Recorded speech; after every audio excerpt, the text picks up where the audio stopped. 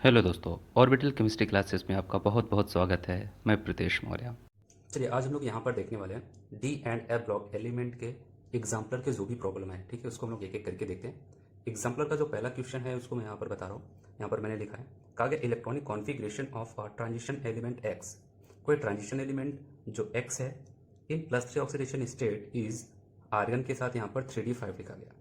बताया गया वो एक्स जो है वो +3 ऑक्सीडेशन नंबर के साथ है, तब उसका जो इलेक्ट्रॉनिक कॉन्फ़िगरेशन आया है आर्गन के साथ यहाँ पर 3d5 है। इसको हम लोग सॉल्व करते हैं तो यहाँ पर कैसे देखते हैं, आप थोड़ा सा सिंपल सा देखो। यहाँ पर ये हो गया आपका आर्गन, ठीक है, यहाँ पर 3d5। आर्गन आपका कितना होता है 18, यहाँ पर 5 का मतलब 5 इलेक्ट्रॉन होता है। टोटल यहाँ पर कितने इलेक्ट्रॉन की बात कर रहा है, यहाँ पर आ जाएगा 23 इलेक्ट्रॉन, ठीक है, इतने इलेक्ट्रॉन की बात कर रहे हैं। अब आपको देखना है कि ये जितने भी ऑप्शन यहाँ पर दिया है, क्योंकि आपसे पूछा गया एटॉमिक नंबर पूछा गया, उस एलिमेंट का एटॉमिक नंबर पूछा गया, ठीक है, कौन सा है।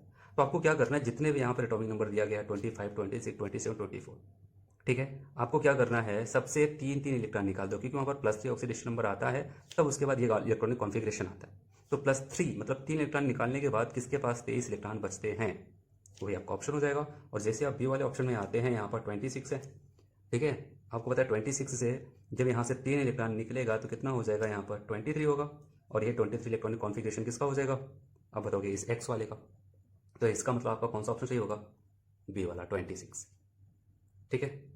चलिए अगला क्वेश्चन लोग देखते हैं। यहाँ पर क्वेश्चन यहाँ पर बताया गया था electronic configuration of copper second का मतलब यहाँ पर कॉपर 2+ की बात कर रहा है, is 3d9 whereas that of the copper plus is 3d10। Copper 2+ का लेते हैं तो लास्ट में इलेक्ट्रॉनिक कॉन्फ़िगरेशन 3d10 आता है, जबकि कॉपर प्लस लेते हैं तो क्या हो जाता है, सॉरी 3d9 आता है इसका सेकंड वाले का। अगर फर्स्ट वाले की बात करते हैं तो इसका आ जाता है 3d10। अब आपसे पूछा गया विच of the following is the correct. यहाँ पर 4 ऑप्शन दिए गए हैं, सब में कोई ना कोई एक सेंटेंस है, आपसे पूछा जा रहा है इसमें से कौन सा करेक्ट है। खास करके यहाँ पर कॉपर 2 और कॉपर फर्स्ट की स्टेबिलिटी के बारे में आपसे पूछा गया। तो मैं आपको बताऊँ यहाँ पर इसकी स्टेबिलिटी को आपको कैसे ध्यान देना है। देखो यहाँ पर हम लोग बात करते हैं कॉपर प्लस की, ठीक है, इसका स्टैंडर्ड रिडक्शन पोटेंशियल जो होता है वो लगभग काफ़ी हाई होता है, 0.52 वोल्ट होता है, ठीक है, कॉपर प्लस का। और अगर हम लोग कॉपर 2+ की बात करते हैं, इसका SRP इलेक्ट्रोकेमिकल सीरीज की हम लोग बात करते हैं, वहाँ से देखते हैं इसको, इसका SRP काफ़ी कम 0.34 वोल्ट होता है। अब आपको पता है इससे हमको क्या देखना है, ठीक है, SRP से क्या मतलब है। यहाँ पर देखो, अगर कॉपर प्लस की बात करते हैं, इसका SRP अगर ज़्यादा है, ठीक है, अगर इसका SRP ज़्यादा है तो ये क्या हो जाएगा, आसानी से रिड्यूस हो जाएगा। क्योंकि आपको पता है जिसका जैसे हम लोग इलेक्ट्रोकेमिकल सीरीज में नीचे जाते हैं SRP बढ़ता है, SRP बढ़ता है तो वहाँ पर क्या हो जाता है, दूसरे को ऑक्सीडाइज करने की पावर बढ़ती है। और दूसरे को ऑक्सीडाइज करने की पावर का मतलब क्या, खुद को क्या होगा, खुद को रिड्यूस करना पड़ेगा। इसलिए बताया गया कि इसके SRP की वैल्यू हाई होने की वजह से कॉपर प्लस आसानी से चला जाता है किसमें, कॉपर में, ठीक है। लेकिन हाँ, इसकी वैल्यू कम होती है, जब इसकी वैल्यू कम होगी तो ये क्या हो जाएगा, उतनी आसानी से कॉपर में चेंज नहीं हो पाएगा जितनी आसानी से कॉपर प्लस वाला कॉपर में चला जाता है, ठीक है। तो ये यहाँ पर इसका था, SRP ज़्यादा तो आसानी से रिड्यूस हो जाएगा, आसानी से रिड्यूस हो जाएगा तो कॉपर प्लस से कॉपर 0 में चला जाएगा। SRP कम तो आसानी से रिड्यूस नहीं होगा, जब आसानी से रिड्यूस नहीं होगा तो इसी फॉर्म ये एक लंबे समय तक बना रहेगा, इसी को हम लोग स्टेबिलिटी कहते हैं। स्टेबिलिटी का मतलब जिस फॉर्म में है उसी फॉर्म में बना रहा है, तो इसका मतलब कॉपर 2+ इज मोर स्टेबल। आपका ये वाला ऑप्शन क्या हो जाएगा, करेक्ट हो जाएगा।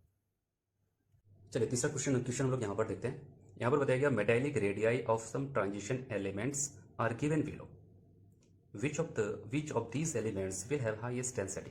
ठीक है, आप कुछ यहाँ पर आपको एलिमेंट्स दिए गए हैं और उनके रेडियस भी आपको पिकोमीटर में दे दिया गया है, और आपसे ये पूछा जा रहा है कि आप खुद बताओ इसमें से इन चारों में से आपको किसकी डेंसिटी ज़्यादा दिख रही है। देखो मैं आपको बताऊँ तो यहाँ पर आयरन का 126, 125, 125, इसका 128, मतलब ज़्यादा अंतर नहीं है। अगर हम लोग देखें रेडियस में ज़्यादा अंतर नहीं है, लगभग सब आसपास के ही, ये तो बहुत ही ज़्यादा पास है, इसमें भी थोड़ा बहुत, ये थोड़ा सा ज़्यादा है। जिनके रेडियस भी लगभग सेम है, रेडियस का मतलब क्या हो जाएगा, इसके वॉल्यूम भी लगभग सेम होंगे। तो अब बात आती है लगभग इनकी वॉल्यूम वगैरह तो सेम है, अब कैसे देखा जाए, आप बताओगे हायर एटॉमिक मास, ठीक है, हायर एटॉमिक वेट कहो या फिर एटॉमिक मास कहो, जिसका ज़्यादा होगा उसी का क्या हो जाएगा, हायर डेंसिटी। अब आप सोच के बताओ कौन सा ऑप्शन आपने टिक किया, कौन सा सबसे ज़्यादा, किसका, 29 कॉपर का, ठीक है। तो इसके हिसाब से कॉपर का एटॉमिक मास सबसे ज़्यादा होता है तो उसकी डेंसिटी भी सबसे ज़्यादा हो जाएगी। चलिए अगला क्वेश्चन हम लोग यहाँ पर देखते हैं। क्वेश्चन नंबर 4 का गया generally transition element form colored salt due to the presence of unpaired electrons. Which of the following compound will be colored in solid state? आपसे कहा गया जनरली क्या हो जाता है, ये सब के सब जितने भी ट्रांजिशन एलिमेंट होते हैं वो उनके जो साल्ट होते हैं सब कलर्ड होते हैं, क्योंकि उनके पास अनपेयर्ड इलेक्ट्रॉन पाए जाते हैं। और आपको यहाँ पर कुछ लोग दिए गए हैं साल्ट फॉर्म में, और आपसे पूछा जाए बताओ इसमें से कौन सा ऐसा साल्ट है जो कलर्ड आपको दिखाई देने वाला है। देखो मैंने आपको बताया था कलर के लिए होना क्या चाहिए, या फिर बात करते हैं कलरलेस की। ठीक है, आपको यहाँ पर ये देखना है, कलरलेस की हम लोग बात कर लेते हैं।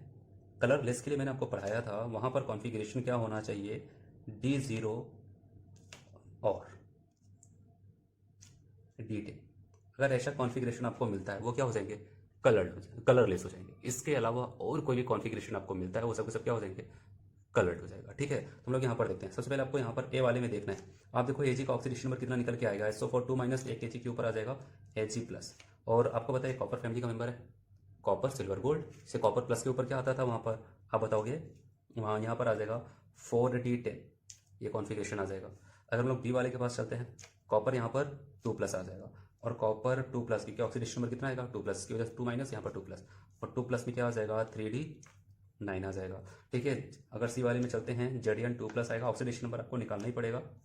ठीक है, तो यहाँ पर क्या आ जाता है 3D9, सॉरी यहाँ पर आ जाएगा Zn 2+, तो यहाँ पर आ जाएगा 3D10 का कॉन्फ़िगरेशन। और अगर हम लोग डी वाले की बात करते हैं, यहाँ पर कॉपर का कितना आएगा केवल प्लस, और प्लस में क्या आ जाएगा 3D10। मैंने आपको क्या बताया था, कलरलेस के लिए तो 0 हो या फिर 10 हो, तो यहाँ पर क्या हुआ 10 है, यहाँ पर 10 है, यहाँ पर 10 है, ये सब क्या हो जाएंगे कलरलेस। तो यहाँ पर कौन बचा, केवल बी वाला ऑप्शन जो क्या हो जाएगा कलर। ठीक है, कभी वैसा क्वेश्चन आए सबको क्या करना है, पहले उसका ऑक्सीडेशन नंबर देखना है, उसके हिसाब से उसका इलेक्ट्रॉनिक कॉन्फ़िगरेशन क्या आ रहा है, और आपको वहाँ पर पता होना चाहिए कलरलेस कौन होगा, D0 और D10 वाले कलरलेस होंगे। इसके अलावा और कोई भी कॉन्फ़िगरेशन, जैसे कि यहाँ पर 3D9 आया, तो क्या हो जाएगा कलर। तो आपका यहाँ पर अब बताओ कि बी वाला ऑप्शन करेक्ट हो जाएगा। चलिए हम लोग यहाँ पर क्वेश्चन नंबर 5 की बात करते हैं, और यहाँ पर क्या बताया गया, on addition of small amount of KBnO4 to concentrated H2SO4 a green oily compound is obtained which is highly explosive in nature, identify the compound from the following। आपसे कहा गया है H2SO4, देखो यहाँ पर रिएक्शन मैंने लिख दिया, H2SO4 है, उसमें स्मॉल अमाउंट में KBnO4। ठीक है, स्मॉल अमाउंट में KBnO4 स्मॉल अमाउंट में डाला जाता है, तब जाकर के वहाँ पर कोई ग्रीनी सब्सटेंस बनता है।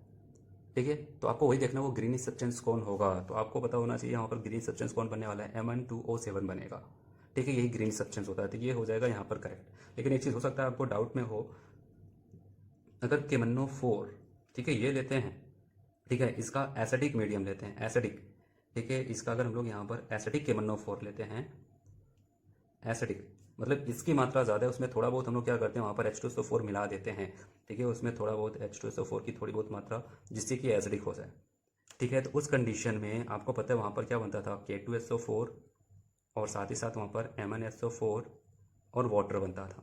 ठीक है, ये दूसरा रिएक्शन है, आपको डाउट नहीं होना चाहिए। और यहाँ पर जो MnSO4 बनता था वो क्या हो जाता था आपको पता है, वो कलरलेस होता था। तो याद रखना है आपको, यहाँ पर पूछा गया कोई ग्रीनी ऑयली सब्सटेंस बनता है, ठीक है वो कौन होगा, क्योंकि इस बार H2SO4 की ज़्यादा मात्रा तो इसमें स्मॉल अमाउंट में डाला गया कौन, KBnO4। लेकिन यहाँ पर क्या हुआ, अब बताओगे इसकी ज़्यादा मात्रा है, वहाँ पर स्मॉल अमाउंट में H2SO4 डाला जाता है, तब वहाँ पर MnSO4 बनता है जो कि कलरलेस होता है। लेकिन हमसे यहाँ पर ग्रीन सब्सटेंस पूछा गया, तो हम यहाँ पर ए वाले ऑप्शन को लगाएंगे। क्वेश्चन नंबर 6 देखते हैं, identify the configuration of transition element which show highest magnetic momentum. आपको पता है मैग्नेटिक मोमेंटम किसका हाईएस्ट होगा, जिसके पास नंबर ऑफ अनपेयर्ड इलेक्ट्रॉन ज़्यादा होंगे वही सबसे ज़्यादा मैग्नेटिक मोमेंटम रखेगा। अब हम लोग देखते हैं एक एक कॉन्फ़िगरेशन में कि कहाँ पर मैग्नेटिक मोमेंटम सबसे ज़्यादा होगा। चलिए ए वाले को देखते हैं हम लोग यहाँ पर 3D7 के लिए। ठीक है, और यहाँ पर देखते हैं कितने अनपेयर्ड होते हैं, 1 2 3 4 5 6 7, यहाँ पर बचे रह गए 3 अनपेयर्ड इलेक्ट्रॉन। बी वाले में देखते हैं 3D5 की बात करते हैं, और यहाँ पर 1 2 3 4 5, यहाँ पर पाँचों के पाँचों इलेक्ट्रॉन अनपेयर्ड होते हैं। 3D8 की बात करते हैं, तो यहाँ पर क्या हो जाएगा 1 2 3 4 5 6 7 8, यहाँ पर 2 अनपेयर्ड इलेक्ट्रॉन बचे हुए हैं। और 3D2 की बात करते हैं, देखते हैं यहाँ पर कितना होता है 1 और 2, तो यहाँ पर 2 अनपेयर्ड। तो सबसे ज़्यादा अनपेयर्ड कहाँ पर प्रेजेंट है आप बताओगे, बी वाले ऑप्शन में, ये करेक्ट हो जाएगा आपका। ठीक है, सबसे ज़्यादा मैग्नेटिक मोमेंटम यहाँ पर होगा। चलिए क्वेश्चन नंबर 7 की बात करते हैं हम लोग। यहाँ पर कहा गया विच of the following oxidation state is common for all lanthanoids.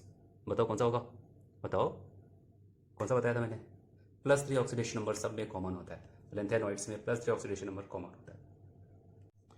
चलिए अगला क्वेश्चन, क्वेश्चन नंबर 8 हम लोग देखते हैं, which of the following reaction are disproportionation reaction. ठीक है, यहाँ पर 4 रिएक्शंस दी गई हैं। आपसे पूछा गया इसमें से कौन कौन सी ऐसी रिएक्शंस हैं जो डिसप्रपोर्शनेशन की रिएक्शन शो करती हैं। और डिसप्रपोर्शनेशन का मतलब आपको क्या समझ में आता है? ठीक है, डिसप्रपोर्शनेशन का मतलब होता है जिसका ऑक्सीडेशन भी हो रहा है और रिडक्शन भी हो रहा है। तो आपको यहाँ पर ध्यान देना है, ठीक है, सबका ऑक्सीडेशन नंबर आपको देखना पड़ेगा, रिएक्टेंट और प्रोडक्ट दोनों तरफ। तो सबसे पहले हम लोग बात करते हैं कॉपर यहाँ पर +1 ऑक्सीडेशन नंबर से है, यहाँ पर जाता है +2 भी बन जाता है, और क्या बन जाता है यहाँ पर 0। तो आपको क्या दिख रहा है, +1 से बढ़ के +2 भी हुआ और घट के क्या हुआ 0, मतलब यहाँ पर बढ़ भी रहा है घट भी रहा है। आप बताओगे ये डिसप्रोपोर्शनेशन का रिएक्शन शो करेगा। फिर अगली रिएक्शन में बात करते हैं, यहाँ पर Mn4 2- है। अगर इसका ऑक्सीडेशन नंबर में लोग निकालते हैं, यहाँ पर +6 आएगा और यहाँ पर Mn4 माइनस में जा रहा है, इसका मतलब यहाँ पर +7 और MnO2 भी बना रहा है, 2 दूनी 4, यहाँ पर क्या आ जाएगा +4। तो आप बताओ +6 से बढ़ के 7 भी हुआ और घट के क्या हुआ 4 भी हुआ। तो आप क्या बताओगे यहाँ पर ये भी डिसप्रोपोर्शनेशन की रिएक्शन शो कर रहा है। ठीक है, इसके बाद थर्ड की बात करते हैं हम लोग यहाँ पर। तो आप बताओगे यहाँ पर इसका ऑक्सीडेशन नंबर आप निकालोगे +7 हुआ, ठीक है, KMnO4 में, और यहाँ पर K2MnO4 है, यहाँ पर आप निकालोगे +6 हुआ, और यहाँ पर आप निकालते हो क्या हो जाएगा +4। तो क्या समझ में आ रहा है आपको बताओ, +7 है, ठीक है, घट के +6 हुआ, घट के +4 हुआ, इसको डिसप्रोपोर्शनेशन रिएक्शन नहीं कहते। ठीक है, ऐसे यहाँ पर हम लोग देखते हैं, यहाँ पर +7 होगा और यहाँ पर क्या हो जाएगा, अब बताओ केवल इसका चेंज यहाँ पर हो रहा है Mn4 +4 में हो रहा है, ठीक है, और यहाँ पर इसका +2 है। अगर ऐसा देखो +4 है, ठीक है, लेकिन यहाँ पर आपको देखना है ये +7 से कहाँ पर पहुँच रहा है, केवल +4 में पहुँच रहा है। तो इसका मतलब आपको केवल 2 जगह ही मिल रहा है जहाँ पर घट भी रहा है और बढ़ भी रहा है ऑक्सीडेशन नंबर, और वो कौन सा है, फर्स्ट और सेकंड। इसके हिसाब से कौन सा ऑप्शन होगा, ए वाला ऑप्शन आपका करेक्ट हो जाएगा।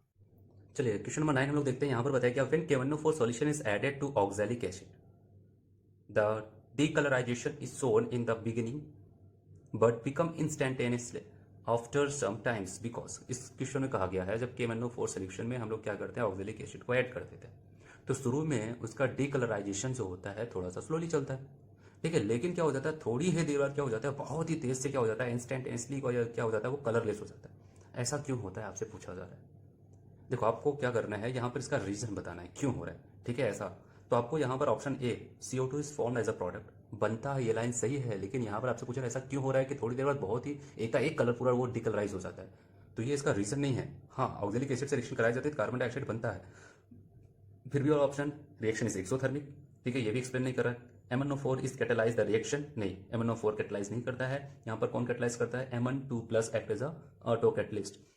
अगर रिएक्शन के दौरान क्या हो जाता है, Mn2+ भी बनता है, और Mn2+ क्या हो जाता है, वो खुद रिएक्शन को कैटलाइज करने लगता है, ठीक है, बनता है और बनने के बाद उसी को हो खुद उसी रिएक्शन को क्या करता है, कैटलाइज करने लगता है, एज अ कैटलिस्ट की तरह काम करता है, रिएक्शन को और भी बहुत तेज प्रोसीड करने लगता है, जिसकी वजह से वो जल्दी से वो डीकलराइज हो जाता है। तो इसका यहाँ पर ये रीजन होगा, क्वेश्चन नंबर 9 का डी वाला ऑप्शन करेक्ट है। चलिए क्वेश्चन नंबर 10 देखते हैं हम लोग। यहाँ पर there are 14 elements in actinoids series, which of the following element does not belong to this series. बताया गया एक्टिनोइड की बात करते हैं तो वहाँ पर 14 एलिमेंट्स पाए जाते हैं। आपको 4 ऑप्शन दिए गए हैं, पूछा गया इसमें से कौन ऐसा है जो इस सीरीज एक्टिनोइड सीरीज से बिलोंग नहीं करता है। तो आपको याद रखना है यूरेनियम हुआ, NP हुआ और FM हुआ, ये सब के सब क्या हो जाते हैं, ये सब के सब एक्टिनोइड्स होते हैं। यहाँ पर जो TM है ये आपको मिलता है कहाँ पर पता है, ये आपको मिलता है लेंथेनोइड्स में, ठीक है, तो यहाँ पर सी वाला करेक्ट हो जाएगा।